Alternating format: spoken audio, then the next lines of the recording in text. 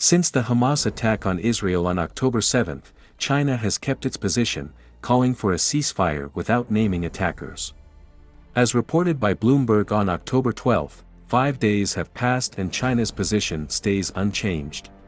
Particularly, Beijing made its first public contact with Israel since last weekend's attack by Hamas, hours after the Israeli ambassador called on Beijing to engage in talks around the conflict.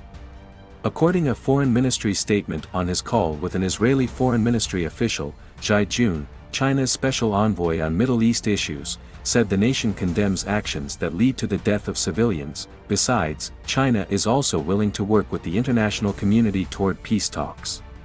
The statement said, China has no selfish interests on the Palestinian issue and has always stood on the side of peace, fairness and justice. The statement also cited the Israeli Foreign Affairs official as saying that Israel will step up efforts to protect Chinese citizens in Israel. Chinese Foreign Ministry spokesman Wang Wenbin said at a regular press briefing on Thursday, 3 Chinese nationals had been killed and 2 went missing in the attacks. Several other Chinese nationals were injured. Israel's ambassador to China called on Beijing earlier October 12 to leverage its close relationship with Iran to rein in Hamas, saying the government needed to be engaged in talks around the conflict. Irit Ben Abba told Bloomberg TV in an interview October 12, "We really hope China can be much more involved in talking to its close partners in the Middle East and particularly Iran." She added, "Iran is definitely very much involved in what has happened."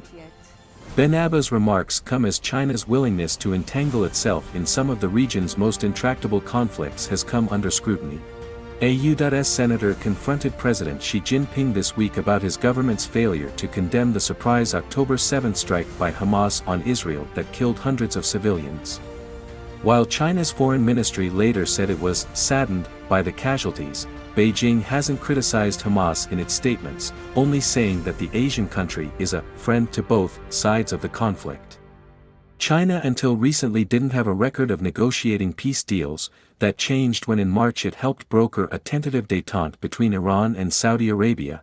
After years of diplomatic deadlock between the historic rivals, the deal marked a departure from Beijing's long-stated reluctance to involve itself in foreign disputes. According to a statement from the Chinese Foreign Ministry, the Chinese official on October 11 pushed for a ceasefire in a phone call with a foreign affairs official from the Palestinian Authority. That meeting followed a call between Zhai and an Egyptian counterpart on October 10, during which he called for humanitarian support for the Palestinian people. China's complex history with the Israel-Palestine conflict dates back decades. During Communist Party founder Mao Zedong's rule, China recognized the Israeli state, but was more sympathetic toward the Palestinians as Mao saw them as victims of imperialism. Beijing's relations with Israel remained tense through the Cold War, as the latter emerged as a key U.S. ally. That began to change, though, as China opened up and showed economic interests in Israel's developments in technology and defense. According to 2022 statistics from the International Monetary Fund, bilateral trade with Israel totals some $22.1 billion at present. A June paper by Tel Aviv University's Institute for National Security Studies showed more than half of Israel's exports to China are electric components including microchips. That trade with Israel is crucial as the U.S. urges its partners to implement curbs on Beijing's access to cutting-edge technology.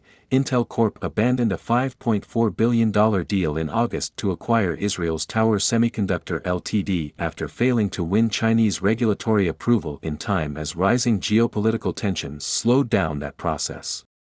Ben Abba said Israel and China have a good relationship, adding that they enjoy a special partnership on innovation. The diplomat said she didn't see any direct impact on bilateral trade from the unfolding situation. She said, "Of course, we have to see what is going to happen in the Middle East as a whole." She added, "We are in a state of war at the moment."